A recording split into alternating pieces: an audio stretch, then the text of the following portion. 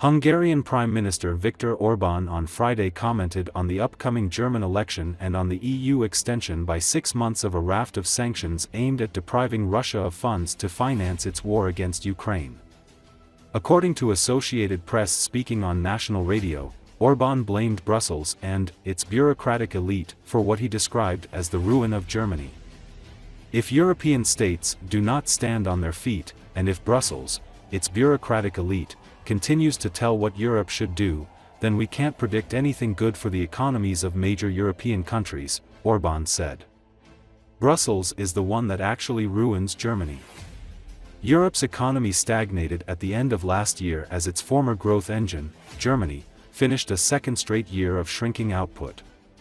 Germany is facing a national election on February 23 following the collapse of Social Democratic Chancellor Olaf Scholz's governing coalition, which had been mired in months of bickering over what to do about the economy. Commenting on the EU prolonging its sanctions on Russia for 6 months after Hungary lifted its objections, Orban said Hungary refrained from vetoing the measure because then the entire European machine will be paralyzed. Monday's agreement was sealed after Hungary lifted its objections to the move. But Orban called on the EU to intervene in a gas dispute that his country has with Ukraine. We just have to say strongly and tell them, dear Ukrainian friends, we understand everything, but we need you to let the Russian gas flow. How does Ukraine want to get closer to the European Union if it acts against the interests of Central European countries? They should stop that, Orban said. He added Kiev's decision to halt the transit of Russian gas into Central Europe had forced Hungary to turn to alternative routes, which raised energy prices. Nyilván mindenkinek olyan kormánya van, amit megérdemel. És az kétségkívül igaz, hogy nem véletlenül tartanak előrehozott választásokat Németországba. Nyugodtan mondhatjuk, hogy kudarcok miatt kell előrehozott választást tartani. De azért látni kell, hogy miközben a németek is nyilván vétenek hibákat, valójában Brüsszel teszi tönkre Németországot. Milyen alapot ad ez ahhoz, hogy 2025-ben tovább bővülhessen a gazdaság? Én nagy jövőt nem jósolok annak, ami mondjuk Nyugat-Európában történik. Tehát ha a nagy államok nem szerzik vissza a függetlenségüket, ha nem állnak a sarkukra, hanem továbbra is ez a brüsszeliánus bürokrata elit buborékban ülve osztja az észt Európában, és a nagy országok ezzel nem fordulnak szembe, akkor sok jövőt nem jósolhatunk az európai nagy országok gazdaságainak. Gyengélkedése vagy az európai gazdaság helyzete. Sosem támogattuk a szankciókat. Egyszerűen tudomásul vettük, hogy Brüsszelben 27 országból 26 szankciókat akar, és de nem akarunk kilépni az Európai Unióból, és nem akarunk állandóan megakasztani mindent, ezért folyamatosan elmondtuk, hogy nem értünk egyet, ellentétes az érdekeinkkel, ne csináljátok, de nem fogjuk megvétózni, mert egyébként az egész európai gépezet megbénul. Kérdés azért, hogy miért erre helyezi a hangsúlyt? Többek között a bizottság megígérte, hogy el fogja intézni, hogy az ukránok újra átengedik Ukrajna területén az orosz gázt. Tehát az ukránok tőlünk függnek, nélkülünk egyetlen napig se tudnak harcolni, nélkülünk egy napig nem működik a gazdaságuk.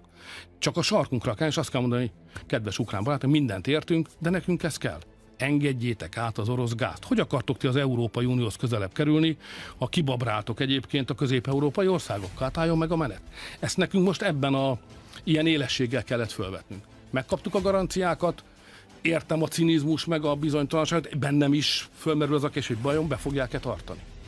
De a helyzet az, hogy a szankciókról fél évente dönteni kell. És ha nem tartják be, akkor nem csak eljutunk addig a pontig, ahol fölvetjük a szankciók eltörésének, el is fogjuk törölni.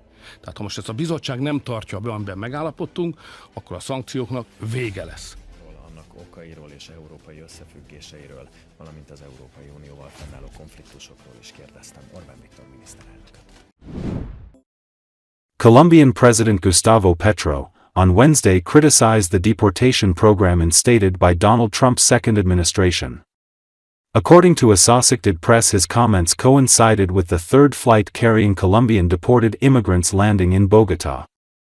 Petro questioned that some of the current U.S. policies might appear as repeating the same mistake of the Germans in 1943.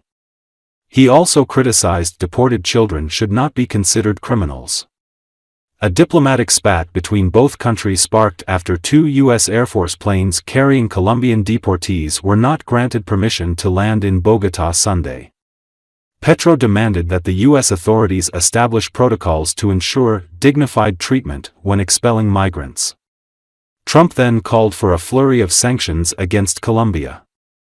He called to impose 25% emergency tariffs on Colombian exports to the United States, said U.S. visas of Colombian government officials would be revoked, and said goods coming from the South American country would face enhanced customs inspections. The U.S. government announced Colombia had agreed to receive deportees, and the first 2 flights carrying more than 200 deportees landed in Bogotá on Tuesday. 43 arios en Estados Unidos estaban contentos, incluido arios colombianos, que no son tan arios, contentos. Sale esa chusma. Delincuentes, dijeron, nosotros trajimos 42 niños. ¿De dónde acá el señor Trump me le va a decir a 42 niños colombianos que es delincuente?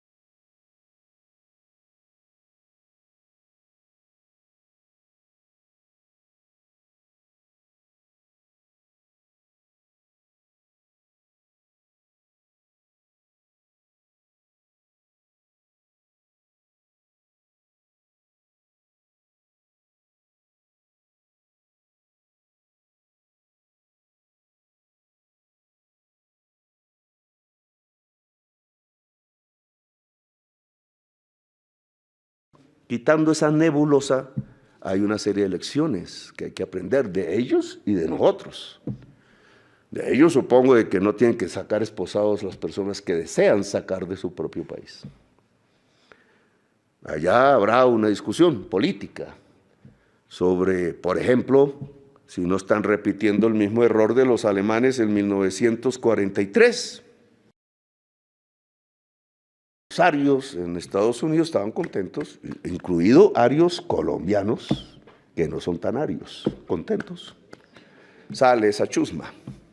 Delincuentes, dijeron, nosotros trajimos 42 niños. ¿De dónde acá el señor Trump me le va a decir a 42 niños colombianos que es delincuente?